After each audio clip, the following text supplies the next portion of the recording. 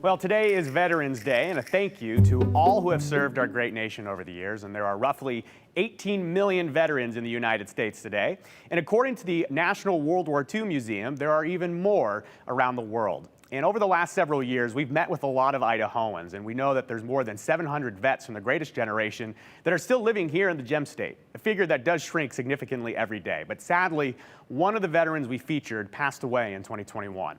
Leroy Olson, who served in the United States Navy in World War II. He was 96 years old. Back in 2019, we sat down with 6 Idahoans who served in the military, and we let them tell their version of being a veteran. Full name is Wallace Wright, Jr. I served in the U.S. Navy for 8 years. I'm very proud of it. When I was 16, I told my mom, I said, Mom, I got to get out of here. I mean, I just have to get out of here. I liked the Navy. I liked it very much. The Navy made a human being out of me. My name is Colton Nelson. I served for 4 years in the United States Marine Corps. I always wanted to join the military, ever since I was like a little kid pretending to be a grunt, you know, running around with sticks and stuff. I remember all the aftermath of 9/11, and I guess you could say that's kind of where I built most of my ambition to go, was the aftermath of 9/11. My name is Judith Amy. I served in the U.S. Navy Nurse Corps. I was stationed aboard the USS Repose. It was on station in Vietnam. So the plane is landing in Da Nang, and there are all these towers around with guards protecting the planes. And so they said, you need to get off the plane as quickly as you can, get away from the aircraft. Yeah, the base I went to in '68 was the most hit base in the whole country.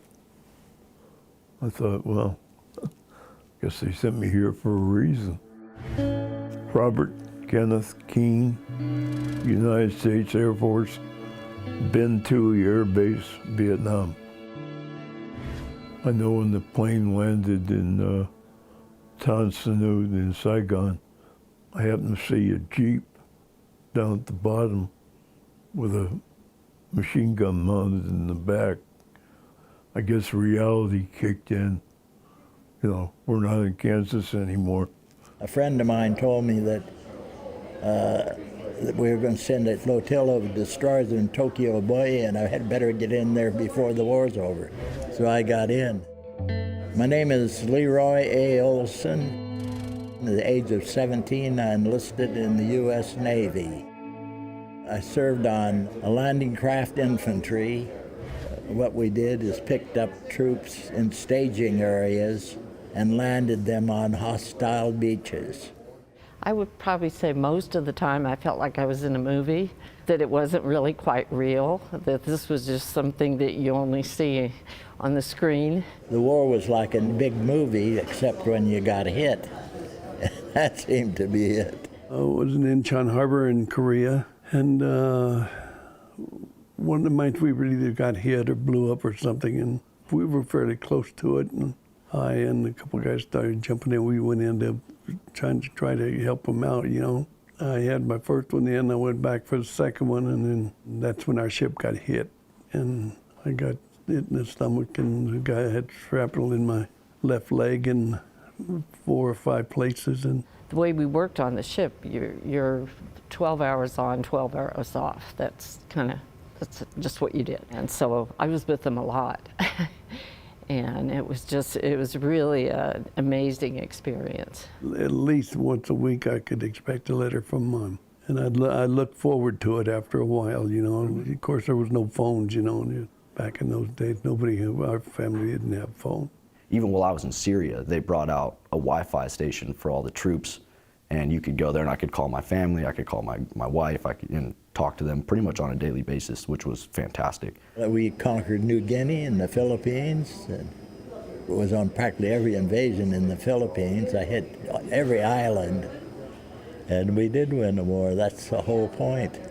It looked like we lost that war because North Vietnam did take over, and America doesn't like losing.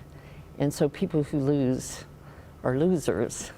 And I think that was part of the philosophy too. If we'd been victorious, that would have been a different story. I think it was tougher coming back than it was over there. Granted, you're dodging munitions, but the way a lot of the guys were treated when they came back, it wasn't right. Our soldiers and Marines would go on liberty from the hospital in Oakland, and they'd go to Berkeley and get beaten up and accosted and so forth. And so I knew about that, but somehow I thought it would be different for me. And I really thought that other nurses would want to hear about the experience, you know, just professionally. Nurses quickly learned, don't talk about it. I think it would help if they understood more. Even guys today, they're coming back pretty well shot up, beat up, and what have you.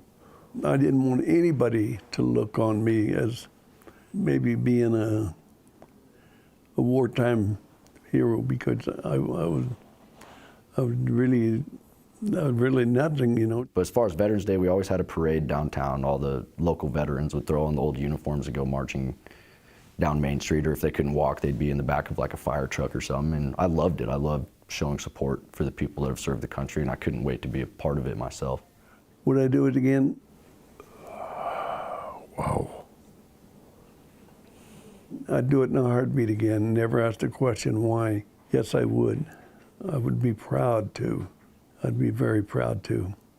It's a wonderful experience, really. You know, the situation had to be taken care of. And essentially, I assume I helped take care of it. Yes, if needed, I'd go back in a heartbeat. I was doing their job. At least that's the way I looked at it. Yeah, I'm proud I'm a veteran.